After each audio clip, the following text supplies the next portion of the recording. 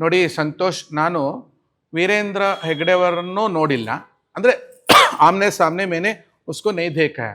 ಸಾರಿ, ನಾನು ಅವರನ್ನು ನೋಡಿಲ್ಲ ಮತ್ತು ಅವರೊಡನೆ ಮಾತುಕತೆಯೂ ನಾನು ಮಾತಾಡಿಲ್ಲ ಮತ್ತು ಅವ್ರ ಮನೆಗೂ ಹೋಗಿಲ್ಲ. ಅವ್ರ ಮನೇಲಿ ಮಂಜುನಾಥನ ಫೋಟೋ ಇದೆಯೋ ಅಥವಾ ಇಲ್ವೋ ಅದ್ರ ಬಗ್ಗೆ ನಾನು ಹೇಳೋಕ್ಕಾಗೋಲ್ಲ. ಅಥವಾ ನೀವು ನೋಡಿದ್ರೆ ಅದು ಆಪ್ತವಾಕ್ಯ ಪ್ರಮಾಣ ಅಂತ ನೀವು ನೋಡಿದ್ದೀರಾ? ಅದು ಯಾರೋ ಹೇಳ್ತಾ ಇದ್ದಾರೆ, ಅದು ವಲಯದಲ್ಲಿ ಬರ್ತಾ ಇರೋ ಪ್ರಶ್ನೆ. ವಿಚಿತ್ರವಾಗಿ ಅಂತಂದ್ರೆ ಕೆಲವು ಜನ ಹುಚ್ಚುಚ್ಚಾಗಿ ಮಾತಾಡ್ತಾರೆ, ನಾನೇ ರೇಪ್ ಮಾಡ್ಬಿಟ್ಟೆ ಅಂತಾರೆ ಯಾರೋ ಹೆಣ್ಮಗಳನ್ನ. ಇದೆಲ್ಲ ನಂಬಕ್ಕಾಗಲ್ಲ. ಹೆಂಗ್ ಮಾಡಕ್ಕಾಗತ್ತದಲ್ಲ ಅಲ್ವೇ? ಇದೊಂದು ಹುಚ್ಚು. ಈ ಗಂಡ್ಸ್ ಏನಾದ್ರು ನನಗೆ ಮಾಡ್ದ ಅಂದ್ರೆ ನಾವು ಒಪ್ಕೋಬಹುದು. ನಾನೇ ಹೆಣ್ಮಗಳಿಗೆ ರೇಪ್ ಮಾಡಿದೆ ಅಂತ ಹೇಳೋರು ಇದ್ದಾರೆ, ಹುಚ್ಚುಚ್ಚಾಗಿ ಮಾತಾಡೋರೆಲ್ಲ ಇದ್ದಾರೆ. ಅವೆಲ್ಲ ಅದು ಅಪಲಾಪಗಳವೆಲ್ಲ. ಅವರ ಮನೇಲಿ ಮಂಜುನಾಥನ ಫೋಟೋ ಇಲ್ಲ ಅಥವಾ ಅಣ್ಣಪ್ಪ ಸ್ವಾಮಿ ಫೋಟೋ ಇಲ್ಲ, ನಾನು ನೋಡಿಲ್ವಲ್ಲ, ನಂಗೆ ಗೊತ್ತಿಲ್ಲ.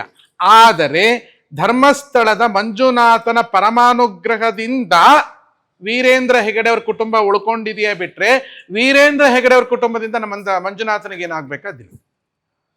ಯಾಕಂದ್ರೆ ಅಲ್ಲಿ ಹೋಗೋ ಜನರು ಯಾರು ಜೈನರು ಹೋಗಲ್ಲ, ಎಲ್ಲರೂ ಎಲ್ಲ ಸನಾತನ ಹಿಂದೂಗಳೇ ಹೋಗ್ತಾರಿಯೇ ವಿನಃ ಅನ್ಯ ಧರ್ಮೀಯರು ಅಲ್ಲಿ ಯಾರು ಹೋಗಲ್ಲ, ಹೋಗೂ ಇಲ್ಲ.